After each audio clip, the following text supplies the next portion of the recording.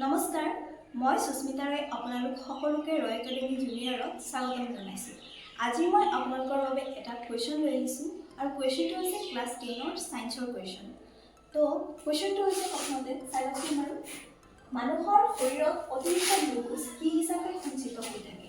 ইয়াত অপশ্যন আছে option A cellulose, option B glycogen, option C starch, option D protein. তো ইয়াৰ এনসাৰটো হৈছে অপশ্যন বি গ্লাইকোজেন। আৰু আমি জানো যে কি মানুহৰ শৰীৰত গ্লুকোজ গ্লাইকোজেন হিচাপে ষ্ট'ৰ হৈ থাকে।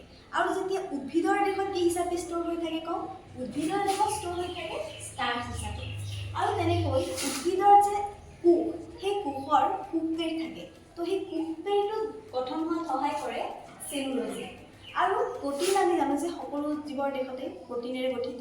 তো প্ৰটিন সকলো জীৱৰ দেহতে পোৱা যায়। তো এনেদৰে আমি সকলোবোৰ কুৱেশ্যনৰ এই সকলোবোৰ যিটো অপশ্যন আছে অপশ্যনো আলোচনা কৰিম, কুৱেশ্যনবোৰো ভালদৰে এনেদৰে আলোচনা কৰিম। তো আপোনালোকে যদি বিচাৰে আপোনালোকৰ ঘৰত যদি কোনোবা ক্লাছ 10ৰ বা 9ৰ বা 8ৰ ছাত্ৰ ছাত্ৰী আছে তেন্তে আমাৰ ৰয় একাডেমি জুনিয়ৰত জইন কৰাই দিব পাৰে। তো আজিৰ ভিডিঅ'টোত ইমানেই। আকৌ লগ পাম নতুন এটা ভিডিঅ'। ধন্যবাদ।